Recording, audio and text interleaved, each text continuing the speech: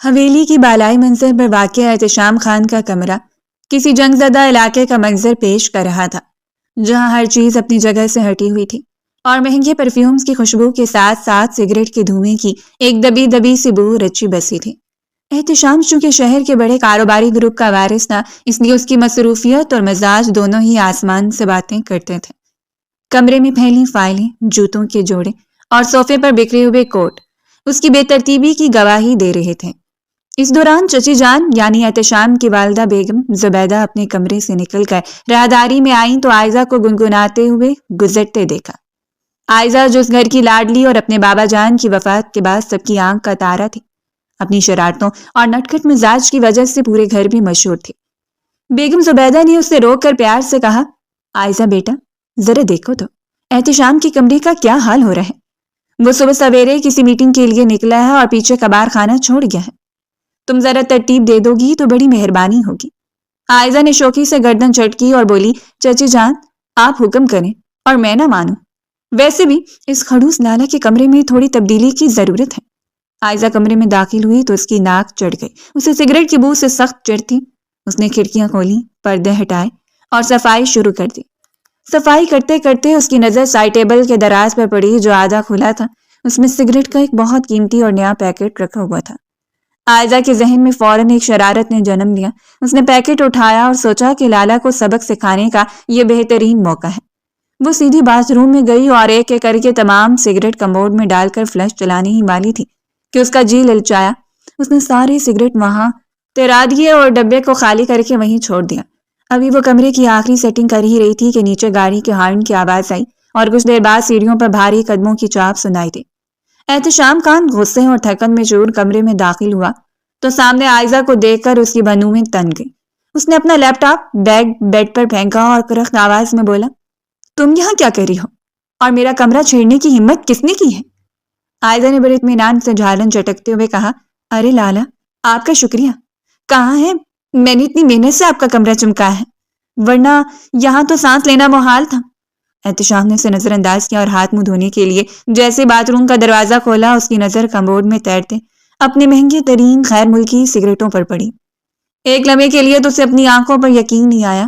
اس کا چہرہ غصے سے تمتما اٹھا اور وہ دھاڑا، عائزہ یہ کیا بدتمیزی ہے، کس گدھے کی اولاد نے میرے سگریٹ برباد کر دیے ہیں؟ اس کی آواز اتنی بلند تھی کہ باہر راداری میں کھڑی ملازمہ بھی سہم گئی۔ عائزہ نے ذرا برابر خوف محسوس نہیں کیا، بلکہ اپنی جگہ پر کھڑے ہو کر بڑے سکون سے بال کان کے پیچھے اڑسے اور نہایت معصومیت سے بولی، ہائے اللہ، لالا اتنا غصہ صحت کے لیے اچھا نہیں ہوتا، اور ویسے بھی سگریٹ پینے والے سیدھے جہنم میں جاتے ہیں۔ میں نے تو آپ پر احسان کیا ہے کہ آپ کا جہنم کا راستہ تھوڑا لمبا کر دیا، اور رہی بات گدھے کی اولاد کی تو ذرا سوچ کر بولیں۔ میرے تایا جان یعنی اپنے پاپا کو گدھے کہہ رہے ہیں، میں تو ان کی ہی بیٹی ہوں نا، میں ابھی جا کر ان کو بتاتی ہوں کہ ان کا بیٹا ان کے بارے میں کیا رائے رکھتا ہے۔ احتشام کا غصہ اب بے بسی میں بدلنے لگا۔ وہ دانت پیستے ہوئے اس کی طرف بڑھا اور بولا، زبان سنبھال کر بات کرو ٹڈی، تم جانتی ہو وہ پیکٹ کتنی مشکل سے ملا تھا، وہ امپورٹنٹ سگریٹ تھے۔ عائزہ نے کنچج کھایا اور بولی، امپورٹنٹ ہو یا مقامی، پھیپھڑے تو سب کے ایک جیسے ہی کالے کرتے ہیں نا، اور خبردار جو مجھے دوبارہ ٹڈی کہا، میں اپنے قد میں پوری ہوں، آپ ہی ضرورت سے زیادہ لمبے ہیں۔ احتشام نے ہاتھ بلند کر کے اسے ڈرانا چاہا تو وہ فوراً پیچھے ہٹی اور چلائی، چچی جان دیکھیں لالا مجھے مار رہے ہیں اور بڑے تایا ابو کو گالی دے رہے ہیں۔ احتشام نے جلدی سے اس کا منہ بند کرنے کی کوشش کی اور غصے سے سرگوشی کی، خاموش ہو جاؤ ورنہ میں سچ مچ تمہارا گلا دبا دوں گا، ایک تو میرے سگریٹ تباہ کیے، اوپر سے مجھے بلیک میل کر رہی ہو۔ عائزہ نے اس کا ہاتھ جھٹکا اور ہنستے ہوئے بھاگ کر دروازے کے پاس کھڑی ہو گئی اور وہاں سے انگوٹھا دکھا کر بولی، پہلے توبہ کریں کہ آئندہ سگریٹ نہیں پئیں گے، ورنہ پورے گھر میں ڈھنڈورا پیٹ دوں گی کہ احتشام خان سگریٹ کے دکھ میں پاگل ہو گئے ہیں۔ احتشام نے بیڈ پر پڑا تکیہ اٹھا کر اسے مارنے کے لیے پھینکا، لیکن وہ لچک کر بچ گئی اور کلکلاتی ہوئی نیچے بھاگ گئی۔ احتشام وہیں کھڑا ہانپ رہا تھا، اسے سمجھ نہیں آ رہا تھا کہ اس چھوٹی سی لڑکی کا کیا کرے جو اس کے پورے ڈسپلن کو ایک منٹ میں تہبالا کر دیتی تھی۔ اسے اپنی قیمتی چیزوں کے ضیاع پر جتنا غصہ تھا، اس سے کہیں زیادہ اس بات پر تپش ہو رہی تھی کہ عائزہ نے اسے اس کے اپنے ہی الفاظ میں پھنسا لیا تھا۔ وہ بڑبڑایا کہ اس لڑکی کا علاج کرنا ہی پڑے گا، یہ دن بدن سر چڑھتی جا رہی ہے، جبکہ نیچے حال میں عائزہ اپنی فتح کی خوشی میں دادی جان کی گود میں سر رکھ کر لیٹ گئی اور دل ہی دل میں سوچنے لگی کہ ابھی تو یہ شروعات ہے، لالا ابھی تو آپ کے وہ بہت سے سبق سکھانے باقی ہیں۔ گھر کا ماحول ان دونوں کی اس دائمی جنگ سے ہمیشہ گرم رہتا تھا، لیکن آج کی سگریٹ والی واردات ایک ایسی چنگاری تھی جس نے ان کے درمیان دشمنی کی ایک نئی اور مضبوط دیوار کھڑی کر دی تھی، جو آگے چل کر کسی بڑے طوفان کا پیش خیمہ بننے والی تھی۔ عائزہ کی شرارتیں اور احتشام کا غرور اب ایک ہی چھت تلے ٹکرانے کے لیے بالکل تیار تھے۔ اگلی صبح حویلی کے باورچی خانے میں غیر معمولی چہل پہل تھی، کیونکہ ناشتے کی میز پر پورے خاندان کا اکٹھا ہونا لازمی تھا، اور عائزہ کے لیے یہ دن کا وہ وقت ہوتا تھا جب وہ اپنی شرارتوں کے جال بنتی تھی۔ وہ کچن میں چچی زبیدہ کے ساتھ ہاتھ مٹانے کے بہانے داخل ہوئی، جہاں کام والی ماسی خیرن آٹا گوندھ رہی تھی اور باورچی شیدا پراٹھے بیلنے میں مصروف تھا۔ عائزہ نے بڑے پیار سے ماسی خیرن کے کندھے پر ہاتھ رکھا اور پوچھا، ماسی آج کیا خاص بن رہا ہے؟ لالا کے لیے تو… ماسی نے ہنس کر جواب دیا، بی بی جی چھوٹے صاحب کے لیے تو مکھن والے پراٹھے اور کڑک چائے بن رہی ہے، آج صاحب کا موڈ ذرا بھاری لگ رہا ہے۔ عائزہ نے موقع پا کر نمکدانی کی طرف ہاتھ بڑھایا اور چچی کی نظر بچا کر احتشام کے لیے مختص خاص چینی کے برتن میں ڈھیر سارا نمک ملا دیا، اور پھر بڑے معصومانہ انداز میں باہر ڈائننگ ہال کی طرف نکل ہے، جہاں دادا جان اپنے مخصوص روبدار انداز میں اخبار پڑھ رہے تھے اور احتشام کی چھوٹی بہن مریم فون میں مگن تھی۔ احتشام سیڑھیاں اتر کر ہال میں داخل ہوا تو اس کے چہرے پر رات والی چرچراہٹ ابھی تک برقرار تھی۔ اس نے سب کو سلام کیا اور کرسی کھینچ کر عائزہ کے بالکل سامنے بیٹھ گیا۔ مریم نے شرارت سے کہا، لالا سنا ہے کل کمرے میں کوئی طوفان آیا تھا، سگریٹ کے پیکٹ سمندر برد ہو گئے۔ احتشام نے عائزہ کو گھور کر دیکھا اور سرد لہجے میں بولا، کچھ لوگ اپنی حد سے زیادہ اچھل رہے ہیں، ان کے پر کاٹنے کا وقت قریب ہے۔ عائزہ نے بڑے اطمینان سے ناشتہ کرنا شروع کیا اور بولی، مریم تم بھی کیا باتیں لے کر بیٹھ گئی ہو؟ صفائی تو نصف ایمان ہے، میں نے تو بس گھر کو پاک صاف کیا تھا۔ اسی دوران ماسی خیرن چائے کی پیالیاں لے کر آئیں اور احتشام کے سامنے اس کی پسندیدہ پیالی رکھی۔ احتشام نے ایک ہاتھ سے فائل کھولی اور دوسرے ہاتھ سے پیالی اٹھا کر ایک بھرپور سپ لیا، لیکن جیسی نمکین چائے اس کے حلق میں اتری اس کا چہرہ دیکھنے والا تھا۔ اس کا دل چاہا کہ وہیں سب اگل دے، مگر دادا جان کے سامنے وہ بدتمیزی نہیں کر سکتا تھا۔ اس نے بمشکل وہ گھونٹ بھرا اور اس کی آنکھیں غصے سے سرخ ہو گئیں۔ اس نے میز کے نیچے اپنا بوٹ عائزہ کے پاؤں پر رکھ کر پوری طاقت سے دبا دیا۔ عائزہ کا رنگ ایک دم فک ہوا اور اس کے ہاتھ سے نوالا چھوٹتے چھوٹتے بچا، مگر اس نے خود کو سنبھالا اور مسکراتے بولی، لالا کیا ہوا؟ چائے پسند نہیں آئی کیا؟ آج چائے کچھ زیادہ ہی خاص بنی ہے۔ احتشام نے دانت پیستے ہوئے میز کے نیچے دباؤ بڑھا اور دھیمی آواز میں بولا، ہاں عائزہ اتنی خاص ہے کہ میرا دل کر رہا ہے تمہیں ابھی انعام دو۔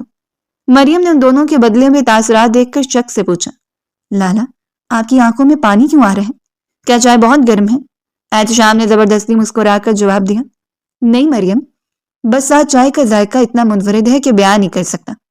دادا جان نے اخبار سے نظریں ہٹا کر احتشام کو دیکھا اور کہا، بیٹا اگر کوئی بات ہے تو بتاؤ، آج تم کچھ پریشان لگ رہے ہو۔ احتشام نے عائزہ کے پاؤں سے اپنا بوٹ نہیں ہٹایا اور جواب دیا، کوئی بات نہیں دادا جی، بس آج کل کام کا بہت زیادہ ہے اور اوپر سے گھر میں کوئی چڑیاں بہت زیادہ شور مچا رہی ہیں۔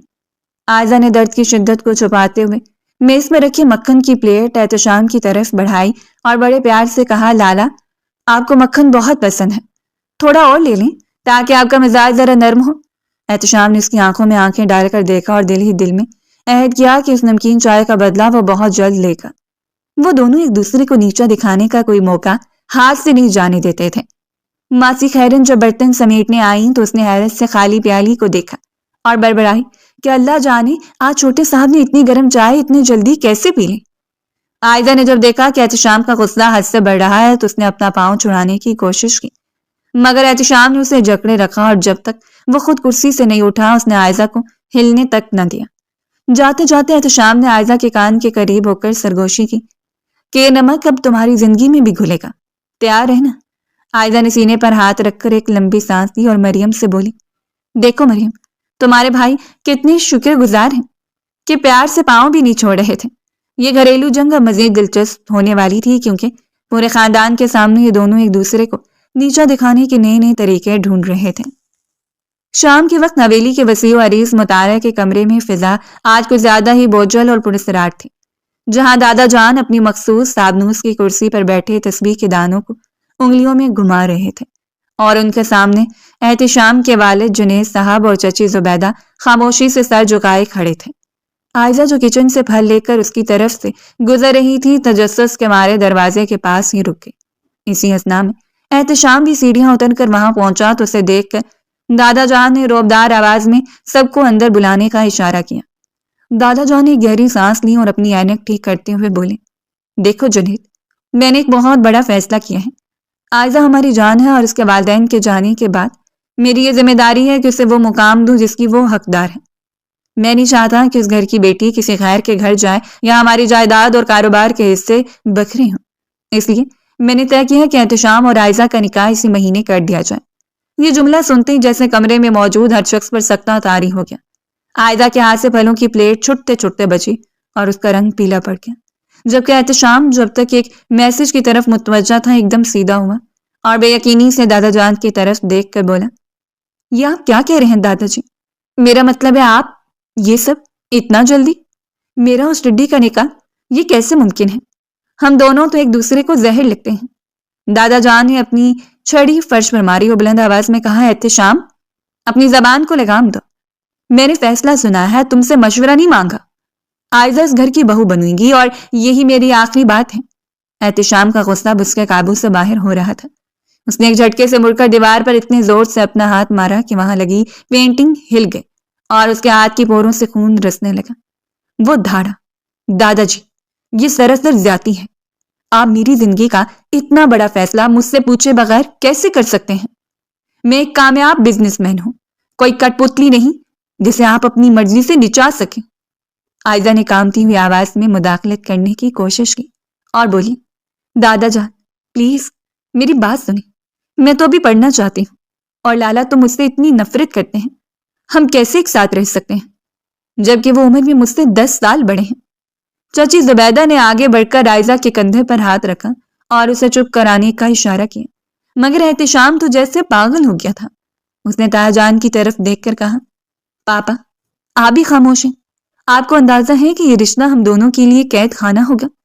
میں اس لڑکی کے ساتھ ایک منٹ نہیں گزار سکتا جو میری عزت بھی نہیں کرتی ہے اور مجھے غصہ دلانے کے بہانے ڈھونڈتے ہیں۔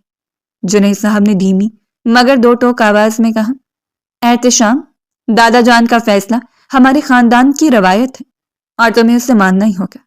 احتشام نے غصے سے کرسی کو ٹھوکر ماری اور عائزہ کی طرف دیکھ کر بولا، تم خوش تو بہت ہوگی نا کہ تم نے اپنی چالوں سے مجھے پھنسا لیا ہے، لیکن یاد رکھنا عائزہ خان، اگر یہ نکاح ہوا بھی تو تم اس گھر میں صرف ایک کاغذی بیوی بن کے رہو گی۔ تمہیں حویلی کے دروازے تو مل سکتے ہیں لیکن میرے دل کا ایک کونا بھی میسر نہیں ہوگا۔ عائزہ کی آنکھوں میں آنسو بھر آئے اور وہ سسکتے ہوئے بولی، لالا آپ کو کیا لگتا ہے کہ میں مر مٹ رہی ہوں آپ پر؟ مجھے بھی کوئی شوق نہیں ہے آپ جیسے بدتمیز اور مغرور انسان سے شادی کرنے کا۔ میں تو ابھی دادا جان سے کہتی ہوں کہ مجھے کہیں دور بھیج دیں، لیکن مجھے آپ کا چہرہ نہیں دیکھنا۔ دادا جان نے گرج کر کہا، بس بہت ہو گئی تم دونوں کی بکواس۔ احتشام تم کل سے عائزہ کو اپنے ساتھ آفس لے کر جاؤ گے تاکہ وہ بھی کاروبار کے اتار چڑھاؤ کو سمجھے اور تم دونوں کو ایک دوسرے کو سمجھنے کا موقع ملے۔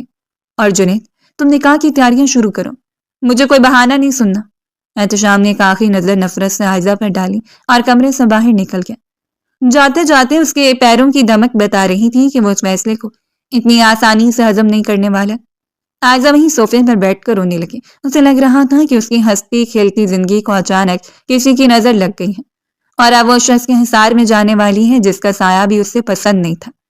حویلی کے در و دیوار آج پہلی بار اسے قید خانے کی مانند محسوس ہو رہے تھے، جہاں اس کی مرضی اور خوشی کا جنازہ اٹھا دیا گیا تھا، اور باہر کھڑی ماسی خیرن اور شیدہ باورچی میں اسے اچانک آنے والے طوفان پر کانا پھوسی کر رہے تھے کہ ابھی اس گھر میں امن کا دور ختم اور اصل جنگ کا آغاز ہونے والا ہے۔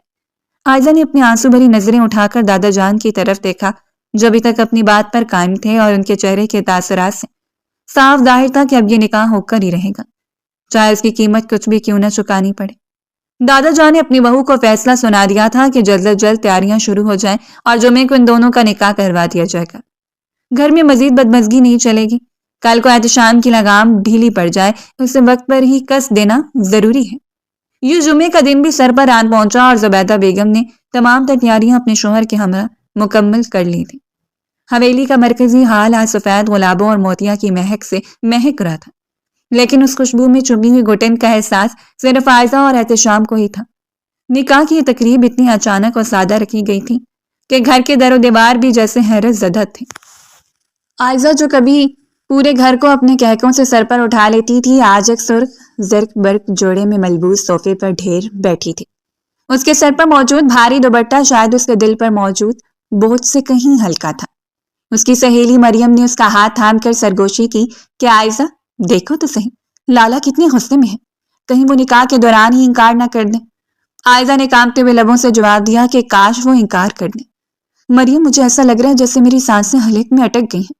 میں نے کبھی خواب میں بھی نہیں سوچا تھا کہ وہ شخص جس سے میں بات کرتے ہوئے بھی کتراتی ہوں میرا شریک حیات بننے والا ہے۔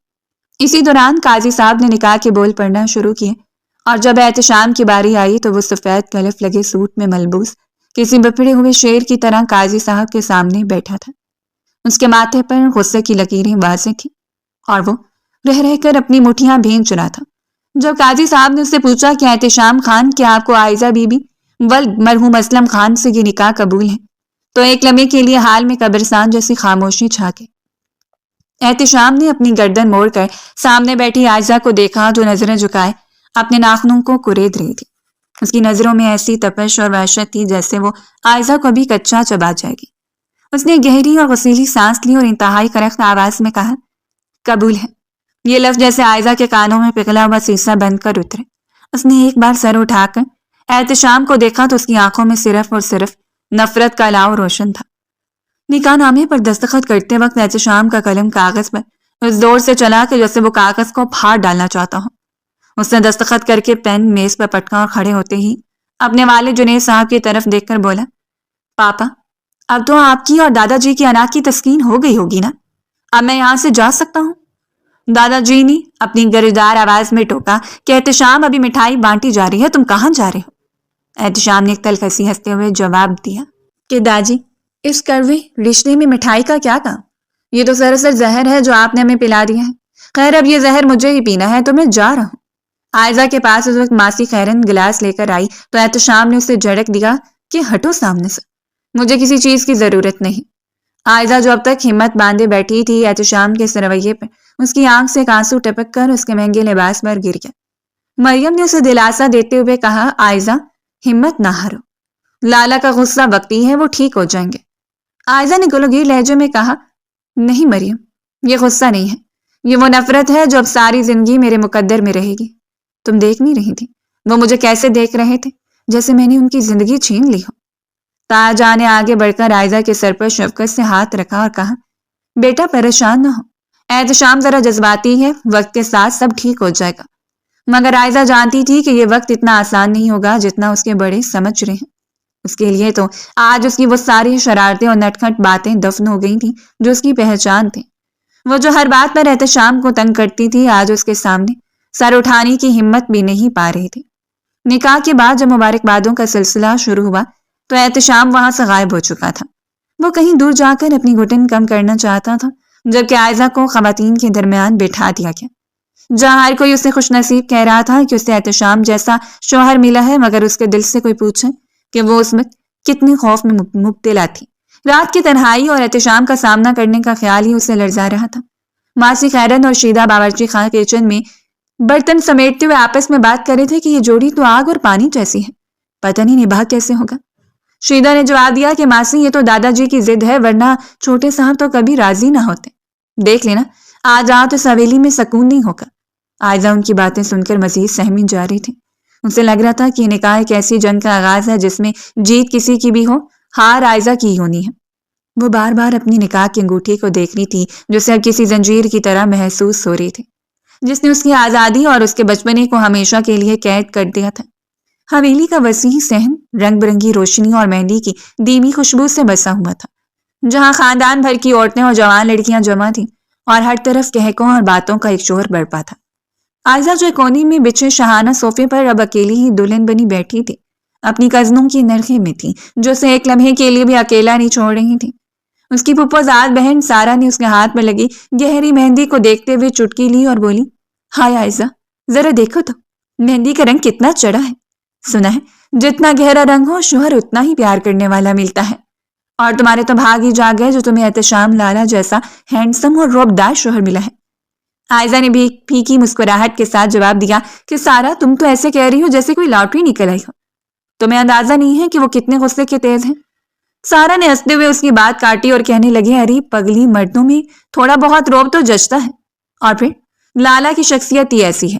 جب وہ 3 پیس سوٹ پہن کر اپنی کالی گاڑی سے اترتے ہیں تو واللہ پورے شہر کی لڑکیاں انہیں دیکھتی رہ جاتی ہیں.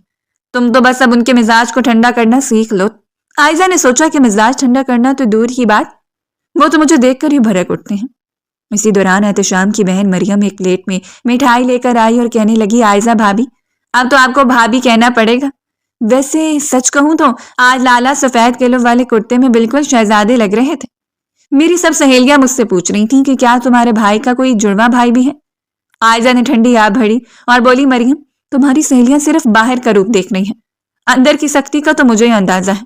تم نے دیکھا نہیں ابھی نکاح کے وقت ان کا چہرہ کیسا ہو رہا تھا، جیسے کسی نے انہیں زبردستی سولی پر چڑھا دیا ہو. مریم نے اسے دلاسا دیا اور بولی ارے نہیں، وہ تو دادا جان کے فیصلے کی وجہ سے تھوڑے حیران تھے. تم دیکھنا جب وہ تمہیں اس روپ میں دیکھیں گے تو سب غصہ بھول جائیں گے. دوسری طرف خاندان کی دور پار کی کزنیں زویا اور ہانیہ آپس میں خسر پسر کر رہی تھیں، جو آئزہ کو بھی سنائی دے رہی تھی. زویا کہہ رہی تھی کہ بھئی آئزہ تو واقعی قسمت والی ہے، یتیم ہونے کے باوجود دادا جان نے اسے گھر کے سب سے بڑے وارث کی بیوی بناتی، ورنہ آج کل کے دور میں کون ایسا کرتا ہے. ہانیہ نے تائید کی اور بولی ہاں، اور احتشام بھائی کی تو کیا ہی بات ہے، جتنا ان کا نام ہے اتنی ان کی شرافت کے چرچے ہیں. بس ذرا مزاج کے اکھر ہیں، لیکن ایسے مرد ہی تو بیویوں کے وفادار ہوتے ہیں. آئزہ ان کی باتیں سن کے دل ہی دل میں کڑ رہی تھی. اسے لگ رہا تھا کہ لوگ صرف ظاہری چکا چوند دیکھ رہے ہیں، کوئی اس کے دل کا حال نہیں جانتا کہ وہ اس وقت کتنے بڑے امتحان سے گزر رہی ہے. چاچی زبیدہ نے آ کر اسے پیار کیا اور کہنے لگی آئزہ بیٹا اداس کیوں ہو، دیکھو سب کتنے خوش ہیں، تمہارے تایا جان تو بھولے نہیں سما رہے کہ اب تم ہمیشہ ہمارے سامنے رہو گی. آئزہ نے ان کا ہاتھ تھام کر کہا چاچی جان میں بس تھوڑی ڈری ہوئی ہوں، پتہ نہیں میں اس نئے رشتے کو سنبھال پاؤں گی یا نہیں. چچی نے ہنس کر کہا کیوں نہیں سنبھال پاؤ گی تم تو بچپن سے اسی گھر میں پلی بڑی ہو اور احتشام کوئی غیر تھوڑی ہے.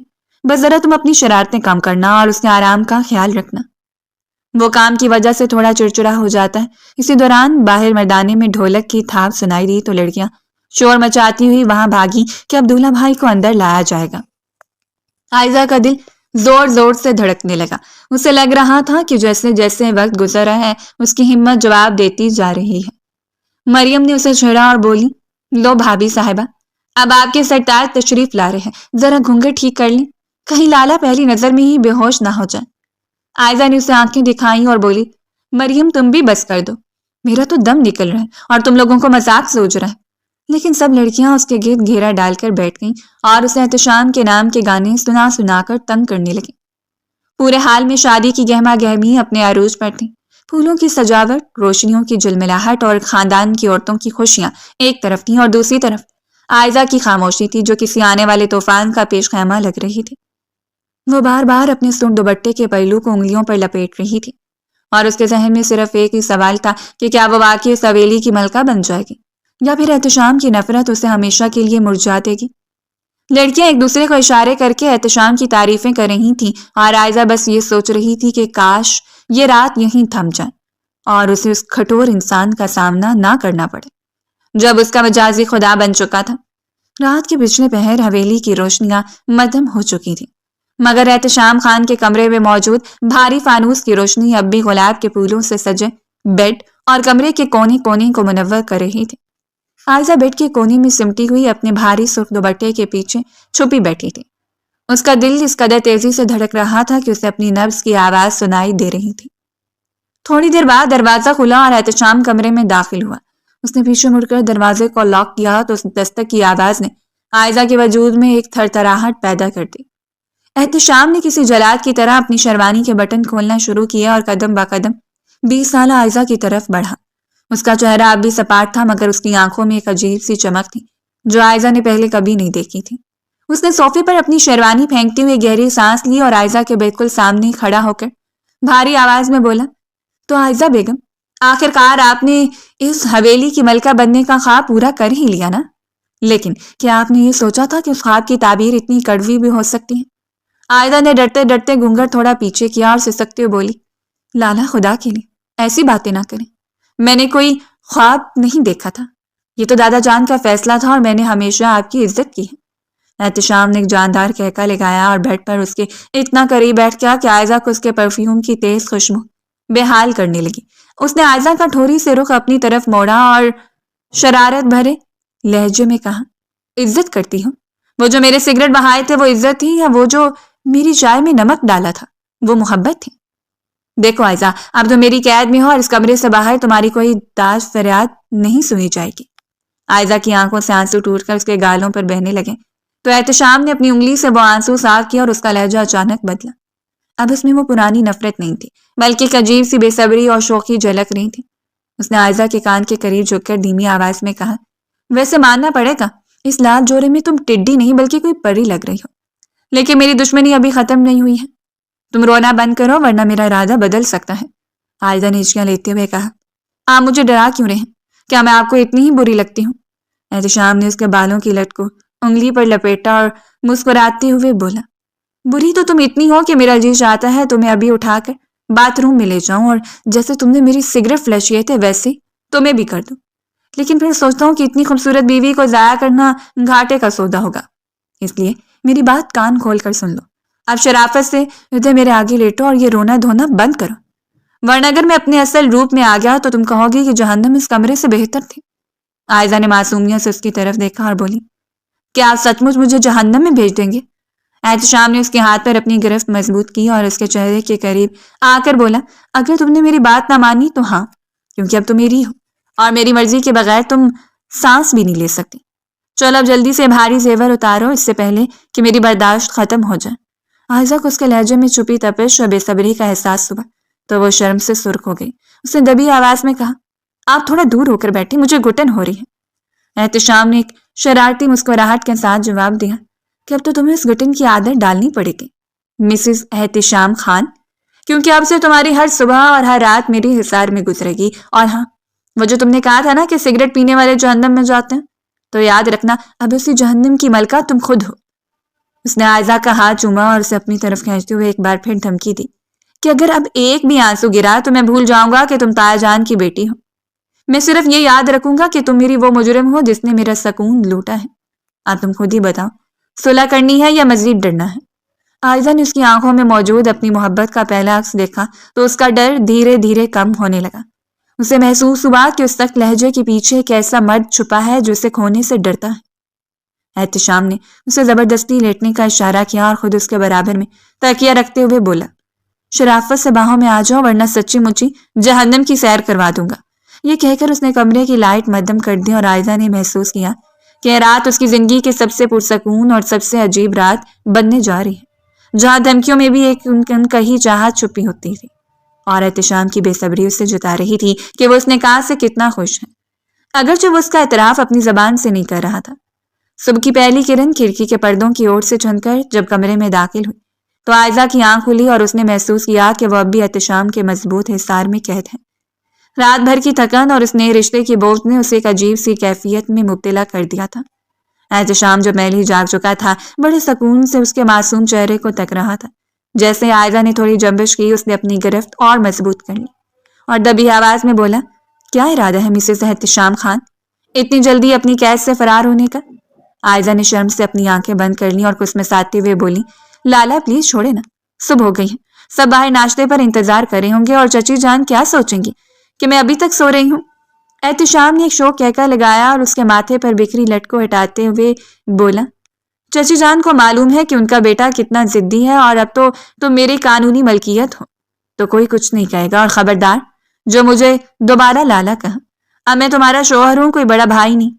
عائزہ نے آنکھیں کھول کر اسے دیکھا اور شرارت سے بولی، اچھا تو پھر کیا کہوں آپ کو، مغرور خان یا خڑوس بزنس مین؟ احتشام نے اس کی ناک مروڑی اور بولا، جو دل کرے کہو، لیکن اس میں تھوڑی محبت بھی ہونی چاہیے ورنہ جرمانہ بھرنا پڑے گا۔ عائزہ نے ہنستے ہوئے اپنا ہاتھ چھڑانے کی کوشش کی اور بولی، اچھا بابا اب چھوڑے، مجھے شاور لینا ہے، بہت دیر ہو رہی ہے۔ احتشام نے اسے چھوڑنے کی بجائے شرارت سے کہا کہ اکیلے کیوں، میں بھی تو جاگ رہا ہوں، چلو ساتھ میں ہی تازہ دم ہوتے ہیں۔ عائزہ کا چہرہ ایک دم ٹماٹر کی طرح سرخ ہو گیا اور اس نے تکیہ اٹھا کر اسے مارا اور بولی، توبہ ہے، آپ کتنے بے شرم ہو گئے، ایک رات میں ہی بدل گئے، احتشام نے تکیہ پکڑ کر ایک طرف پھینکا اور بیڈ سے اترتے اس کا ہاتھ تھاما اور زبردستی باتھ روم کی طرف لے جانے لگا۔ عائزہ شور مچاتی رہی کہ لالا چھوڑے، پلیز، کوئی سن لے گا، مگر احتشام کہاں سننے والا تھا۔ اس نے اسے شاور کے نیچے کھڑا کر کے پانی کھول دیا۔ ٹھنڈے پانی کی بوندیں جب ان دونوں پر گریں تو عائزہ کی چیخ نکل گئی اور احتشام کے سینے سے لگ گئی۔ احتشام نے اسے اپنی باہوں میں بھر لیا اور اس کے کان میں سرگوشی کی۔ کیا بولو، کیسا لگ رہا ہے جہنم کا سفر؟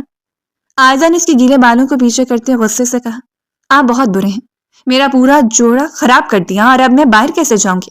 احتشام نے اس کے بھیگے ہوئے گال چومے اور بولا، تم ایسی بہت پیاری لگ رہی ہو، بالکل کسی جل پڑی جیسی، اور رہی بات باہر جانے کی تو میرے پاس تمہارے لیے بہت سے نئے کپڑے ہیں۔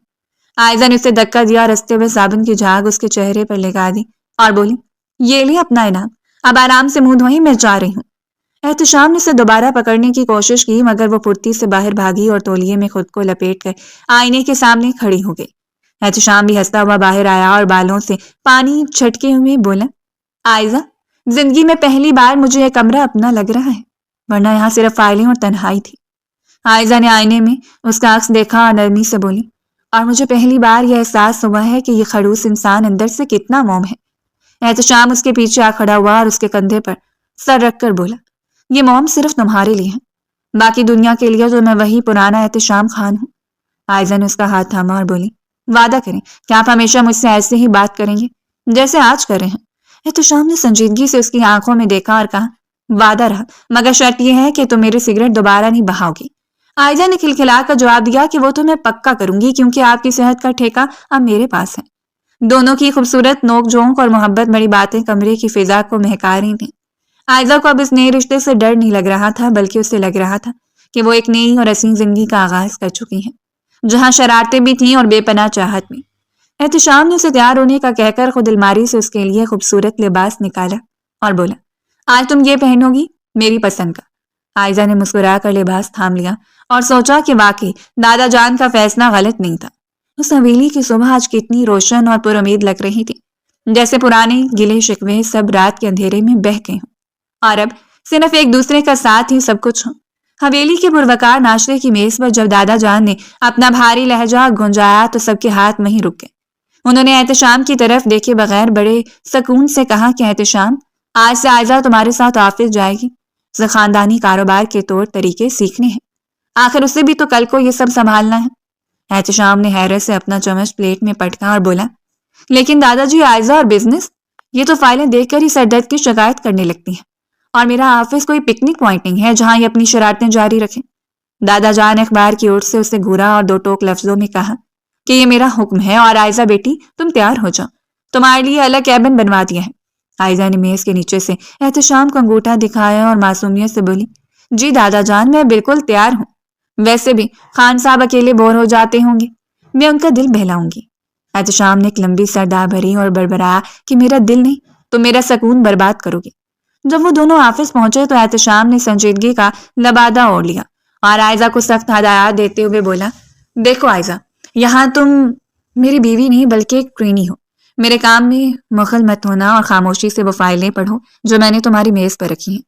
عائزہ نے اپنی بڑی بڑی آنکھیں گھمائیں اور کرسی پر گھومتے ہوئے بولی، یہ فائلیں تو اتنی بورنگ ہیں، ان میں صرف نمبر لکھے ہیں، کیا ہم یہاں لوڈو نہیں کھیل سکتے؟ احتشام نے غصے سے اسے دیکھا تو وہ فوراً فائل میں منہ چھپا گئی، لیکن آدھے گھنٹے بعد ہی اس کی شرارتیں شروع ہو گئیں۔ اس نے آفس کے پین کو بلا کر اسے چپکے سے کہا کہ صاحب کے لیے ایسی کافی بنا کر لاؤ جس میں چینی کی جگہ تھوڑا سا نمک ہو، اور جب کافی آئی تو احتشام نے گونٹ بھرتے پورا مگ واپس رکھ دیا اور عائزہ کی طرف دیکھ کر چلایا، عائزہ، یہ تمہاری حرکت ہے نا؟ عائزہ نے بڑے معصومانہ انداز میں اپنی کرسی اس کے قریب کی اور بولی، خان صاحب آپ بہت سست لگ رہے تھے، میں نے سوچا ذرا آپ کا بلڈ پریشر ہائی کر دوں تاکہ آپ کام جلدی ختم کر سکیں۔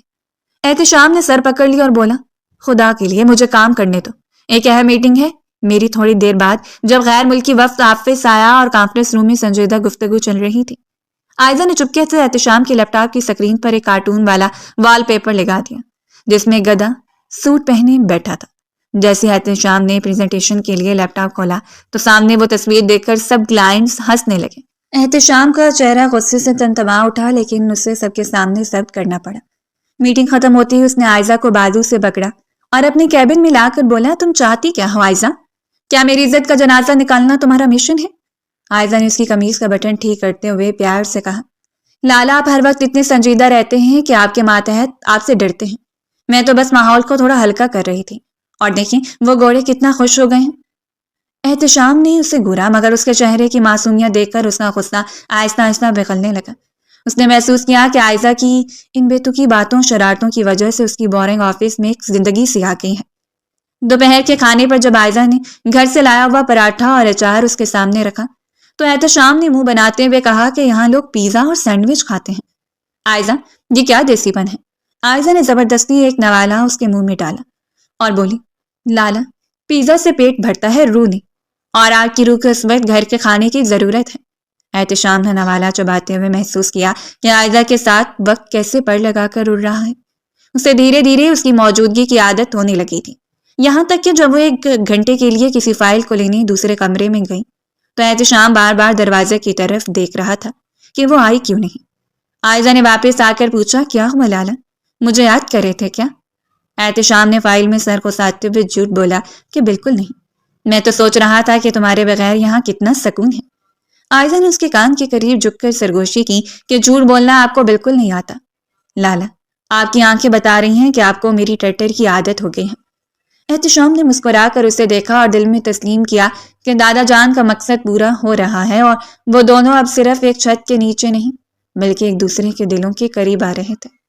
عائزہ کی مداخلت نے اس کی مشینی طرز زندگی میں جذبات کے رنگ بھر دیے تھے، اور اب اسے عائزہ کے بغیر آفس کا وہ عالیشان کمرہ بالکل خالی اور بے رونق لگنے لگا تھا۔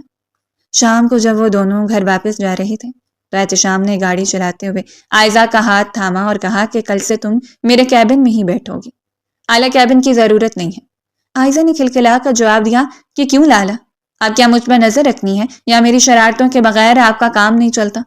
احتشام نے صرف مسکرا کر اسے دیکھا اور گاڑی کی رفتار بڑھا دی، کیونکہ اسے پتا تھا کہ شرارتی ٹڈی نے اس کے دل کے بند دروازے کھول دیے ہیں۔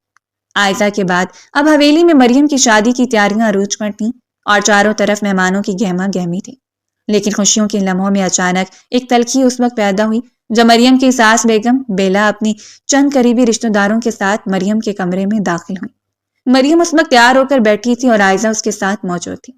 بیگم بیلا نے مریم کے گلے میں موجود سونے کے سیٹ کو حقارت سے دیکھا اور اپنی ساتھ کھڑی بہن سے بلند آواز میں کہنے لگی کہ بہن دیکھو تو صحیح، ہم نے کتنے ارمانوں سے اس گھر کا رشتہ مانگا تھا کہ بڑے گھرانے کے لوگ ہیں، لیکن یہاں تو ناک کی کٹ گئی۔ جتنا زیور مریم کو پہنایا گیا ہے اس سے زیادہ تو ہمارے گھر کی نوکرانیاں پہن لیتی ہیں۔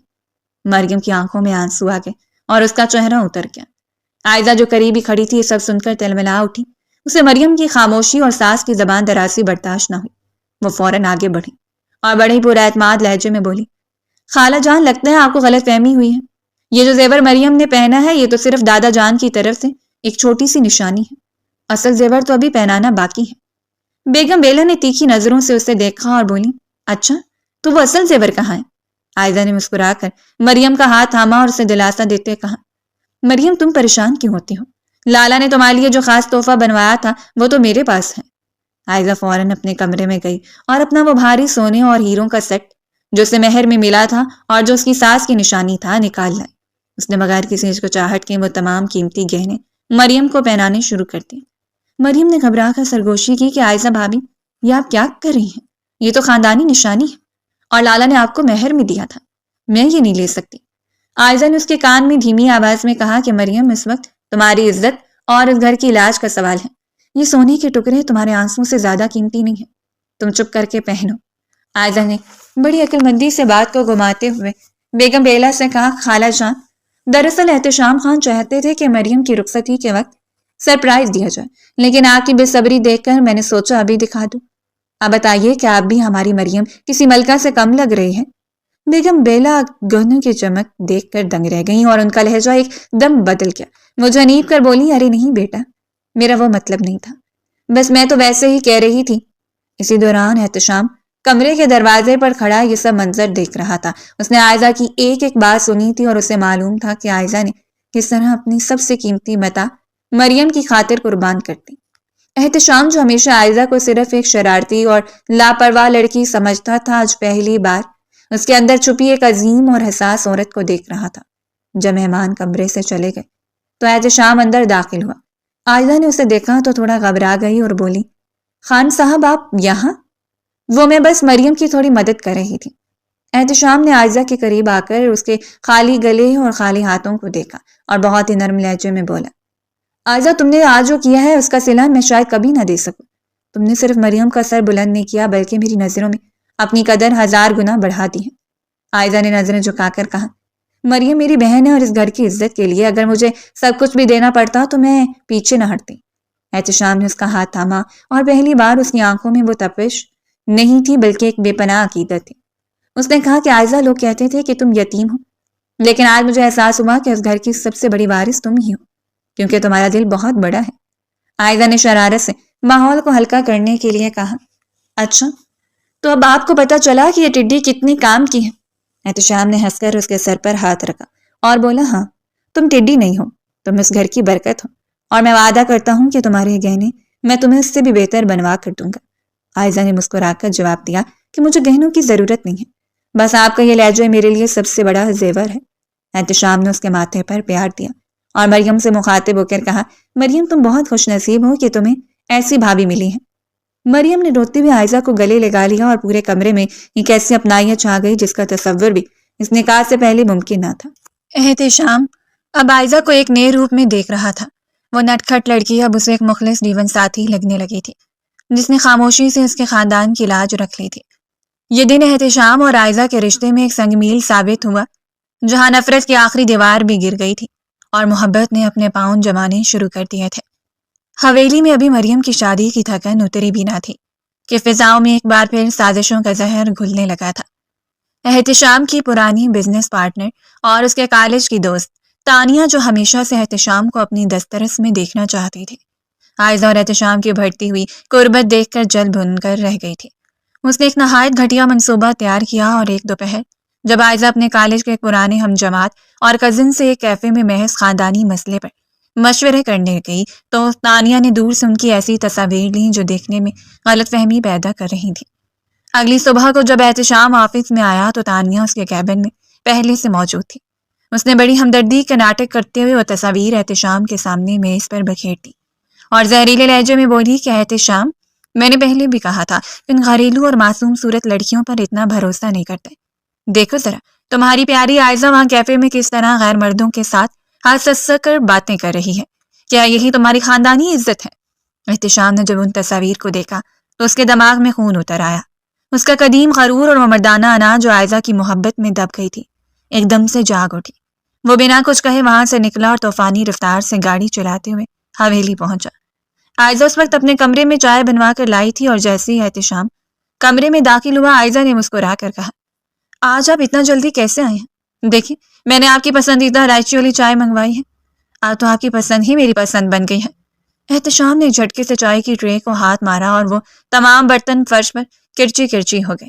عائزہ اچھل کر پیچھے ہٹی اور خوفزدہ آواز میں بولی، یہ کیا کیا آپ نے؟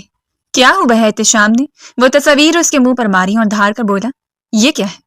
عائزہ خان، کیا میں نے تمہیں اس لیے آزادی دی تھی کہ تم باہر جا کر غیر مردوں کے ساتھ گلچھڑے اڑاؤ اور میری پیٹھ میں چھڑا گھونپو؟ عائزہ نے کانپتے ہاتھوں سے وہ تصاویر اٹھائی اور حیرت سے بولی، لالا یہ تو میرے ماموزاد کزن ہیں، ہم صرف ایک ضروری بات کر رہے تھے، آپ غلط سمجھ رہے ہیں، خدا کے لیے میری بات تو سنیں۔ احتشام نے اس کا بازو اتنی زور سے مروڑا کہ اس کی سسکیاں نکل گئیں۔ اس نے نفرت سے کہا، بس کر دو اپنی یہ جھوٹی کہانیاں، مجھے تانیہ نے سب سچ بتا دیا ہے کہ تم کس طرح اس کے ساتھ ہنس رہی تھی۔ تم جیسی لڑکیاں کبھی کسی کی وفادار نہیں ہو سکتی، تم نے ثابت کر دیا کہ تم اسی لائق ہو کہ تمہیں بندشوں میں رکھا جائے۔ عائزہ روتے اس کے پاؤں میں بیٹھ گئی اور بولی، لالا تانیہ آپ کو اکسا رہی ہے، وہ ہم دونوں کو الگ کرنا چاہتی ہے، آپ مجھ پر بھروسہ کیوں نہیں کر رہے؟ احتشام نے اسے ٹھوکر مار کر پیچھے ہٹایا اور غصے سے چلاتے ہوئے کہا، بھروسہ تو تم نے خود اپنے ہاتھوں سے قتل کیا ہے، اب تم اس کمرے میں رہنے کے لائق نہیں ہو، نکل جاؤ یہاں سے ابھی کے ابھی۔ عائزہ نے بے یقینی سے اسے دیکھا اور بولی، لالا باہر بارش ہو رہی ہے اور رات کا وقت ہے، میں کہاں جاؤں گی؟ احتشام نے اس کی ایک نہ سنی اور اسے بازو سے پکڑ کر گھسیٹتے ہوئے کمرے سے باہر راہداری میں نکال دیا اور زور سے دروازہ بند کر لیا۔ عائزہ بند دروازے پر ہاتھ مارتی رہی اور پکارتی رہی کہ لالا ایک بار میری بات سن لے، میں بے قصور ہوں، لیکن اندر سے صرف احتشام کی چیزیں توڑنے کی آوازیں آ رہی تھی۔ تانیہ جو سیڑھیوں کے پاس کھڑی یہ سب دیکھ رہی تھی، اس کے چہرے پر ایک فاتحانہ مسکراہٹ تھی۔ عائزہ نے اسے دیکھ کر کہا، تانیہ تم نے اچھا نہیں کیا، تم نے خستہ بستہ گھر اجاڑ دیا۔ تانیہ نے قریب آ کر سرگوشی کی کہ عائزہ بی بی، احتشام صرف میرا ہے اور تم جیسے کچرے کی جگہ ساری شان گھر میں نہیں بلکہ اس سرد راہداری میں ہی ہے۔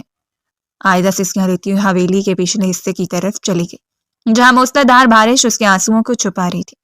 اسے یقین نہیں آ رہا تھا کہ وہ احتشام جو کل تک اس کے ماتھے پر پیار دے رہا تھا آج اسے ایک پل میں پرایا کر گیا۔ احتشام کمرے کے اندر صوفے پر سر گرائے بیٹھا تھا۔ اس کا دل جل رہا تھا مگر اس کا غرور اسے حقیقت دیکھنے کی اجازت نہیں دے رہا تھا۔ وہ بار بار وہی تصاویر دیکھنا اور اس کا غصہ سوا ہو جاتا۔ اسے لگ رہا تھا کہ عائزہ نے اس کی محبت کا مذاق اڑایا ہے، جبکہ باہر بارش میں بھیگتی عائزہ کی طبیعت بگڑنے لگی تھی مگر اس کا حوصلہ ٹوٹ چکا تھا۔ وہ سوچ رہی تھی کہ جس مرد کا پیار ایک جھوٹی تصویر کی تاب نہ لا سکا، اس کے ساتھ زندگی کیسے گزرے گی۔ حویلی کی وہ رات خاموش مگر چیختی ہوئی تھی جہاں ایک طرف سازش جیت گئی تھی اور دوسری طرف ایک معصوم رشتہ بکھر کر رہ گیا تھا۔ ماسی خیرے نے دور سے یہ سب دیکھا تو اس کی آنکھوں میں بھی آنسو آ گئے کہ بیچاری بچی پر کتنا بڑا ظلم ہوا ہے، مگر احتشام کے غصے کے سامنے کسی کی ہمت نہ تھی کہ وہ عائزہ کے حق میں بول سکے۔ رات کی اس موسلادھار بارش نے حویلی کے در و دیوار کو ایک عجیب سی خاموشی میں لپیٹ دیا تھا، لیکن اس خاموشی کے پیچھے ایک اربناک داستان جنم لے رہی تھی۔ عائزہ جو ساری رات حویلی کے پچھلے دالان میں بارش اور اپنے آنسوؤں کے بیچ بھیگتی رہی تھی، صبح ہونے تک نڈھال ہو کر فرش پر گر چکی تھی۔ اس کا پورا وجود تپ رہا تھا اور سانسیں اکھڑ رہی تھیں۔ جب ماسی خیرے نے اسے اس حال میں دیکھا تو اس کی چیخ نکل گئی اور وہ بھاگتی ہوئی احتشام کے کمرے کی طرف گئی اور زور زور سے دروازہ پیٹتے ہوئے چلانے لگی کہ چھوٹے صاحب جلدی باہر آئیں، عائزہ بی بی تو مر رہی ہیں، ان کا جسم تو آگ کی طرح جل رہا ہے۔ احتشام جو رات بھر اسی کشمکش میں جاگ رہا تھا کہ اس نے کیا صحیح کیا اور کیا غلط، فوراً باہر نکلا اور جب اس نے عائزہ کو سفید فرش پر بے سود پڑے دیکھا تو اس کے پاؤں تلے سے زمین نکل گئی۔ اس نے جھپٹ کر اسے اپنی باہوں میں اٹھایا اور تڑپ کر بولا، عائزہ ہوش کرو، خدا کے لیے اپنی آنکھیں کھولو، میں تو صرف غصے میں تھا، تم نے خود کو اس حال میں کیوں کر لیا؟ اسے کمرے میں لایا اور ڈاکٹر کو فون کیا۔ ڈاکٹر نے معائنہ کرنے کے بعد بتایا کہ انہیں شدید نمونیا اور ذہنی صدمہ پہنچا ہے، اگر ہوش نہ آیا تو حالت بگڑ سکتی ہے۔ اسی دوران احتشام کی تایا جان یعنی جنید صاحب کمرے میں داخل ہوئے۔ ان کے ہاتھ میں وہی تصاویر تھیں جو تانیہ نے احتشام کو دی تھیں۔ انہوں نے وہ تصاویر احتشام کے سامنے میز پر پٹکیں اور گرج کر بولے، احتشام تمہیں شرم آنی چاہیے، جس لڑکے کے ساتھ تم نے عائزہ پر الزام لگایا وہ اس کا کزن حاشر ہے اور کل وہ مجھ سے ملنے آیا تھا کیونکہ عائزہ چاہتی تھی کہ حاشر اپنی بہن کا رشتہ تمہارے چھوٹے بھائی کے لیے بھیجے۔ یہ سب ایک سرپرائز تھا جو یہ بچی تمہارے لیے تیار کر رہی تھی اور تم نے اسے باہر نکال دیا۔ احتشام کا چہرہ ندامت سے سیاہ پڑ گیا، اسے لگا جیسے کسی نے اس کے دل پر خنجر چلا دیا ہو۔ وہ گھٹنوں کے بعد عائزہ کے بیڈ کے پاس بیٹھ گیا اور اس کا ٹھنڈا ہاتھ تھام کر داروں کے تار رونے لگا۔ وہ بار بار اس کے ہاتھ چومتا اور کہتا کہ عائزہ مجھے معاف کر دو، میں کتنا اندھا ہو گیا تھا کہ تمہاری پاکیزگی پر شک کر بیٹھا، میں تمہارا مجرم ہوں، عائزہ پلیز ایک بار آنکھیں کھول کر مجھے ڈانٹ لو، مجھے ٹڈی کہہ دو۔ لیکن خاموش نہ رہا۔ ساری رات وہ اس کے سرہانے بیٹھا رہا، کبھی اس کے ماتھے پر ٹھنڈی پٹیاں رکھتا تو کبھی اس کے ہاتھ سہلاتا۔ صبح کے قریب جب عائزہ نے دھیرے سے اپنی آنکھیں کھولیں تو سامنے احتشام کو روتی ہوئی آنکھوں کے ساتھ پایا۔ عائزہ نے کمزور آواز میں کہا، کیا ابھی مجھے جہنم میں بھیجنا ہے؟ احتشام نے اس کے لبوں پر انگلی رکھی اور گلگے لہجے میں بولا، نہیں عائزہ، اب اگر کوئی جہنم میں جائے گا تو وہ میں ہوں، میں نے تم پر شک کیا، مجھے معاف کر دو، میں وعدہ کرتا ہوں کہ اب کبھی تمہاری آنکھوں میں آنسو نہیں آنے دوں گا۔ عائزہ نے مسکرا کر اس کا ہاتھ تھاما اور بولی، آپ بہت اکڑ ہیں لالا، لیکن دل کے برے نہیں ہیں۔ کچھ دن بعد جب عائزہ مکمل طور پر ٹھیک ہو گئی اور گھر میں دوبارہ وہی رونق لوٹ آئی تو ایک شام وہ دوبارہ اسی باتھ روم کے پاس کھڑی تھی جہاں سے یہ سب شروع ہوا تھا۔ اس کے ہاتھ میں سگریٹ کا ایک پیکٹ تھا جو اس نے احتشام کے دراز سے نکالا تھا۔ جیسے اسے کموڈ میں ڈالنے لگی احتشام نے پیچھے سے آ کر اسے کمر سے پکڑ لیا اور شرارت سے بولا، اب کیا ارادہ ہے مسز احتشام خان؟ کیا دوبارہ میری سگریٹ شہید کرنے لگی ہو؟ عائزہ نے گردن گھما کر اسے دیکھا اور نٹکھٹ انداز میں بولی، ہاں کیونکہ میں نہیں چاہتی کہ میرا شوہر جلدی جہنم میں جائے۔ احتشام نے اسے اپنی طرف موڑا اور اس کی آنکھوں میں آنکھیں ڈال کر بہت محبت سے کہا کہ عائزہ اب سگریٹ تو کیا، میں تو خود تمہاری محبت کی آگ میں جلنے کو تیار ہوں۔ مجھے کسی نشے کی ضرورت نہیں ہے کیونکہ تمہاری شرارتیں ہی میرا سب سے بڑا سکون ہے۔ عائزہ نے شرما کر اپنا سر اس کے سینے پر رکھ دیا اور دبی آواز میں کہا کہ آپ بہت بدل گئے ہیں۔ احتشام نے ہنس کر کہا کہ جب بیوی اتنی پیاری اور ضدی ہو تو اچھے اچھوں کے دماغ ٹھکانے آ جاتے ہیں۔ دونوں کی وہی پرانی نوک جھونک اب ایک گہری محبت میں بدل چکی تھی۔ حویلی کے وہ در و دیوار جو کبھی دشمنی کے گواہ تھے اب ایک ایسی داستان کے گواہ بن گئے تھے جہاں ایک مغرور بزنس مین ایک نٹکھٹ لڑکی کے عشق میں مکمل طور پر ہار چکا تھا۔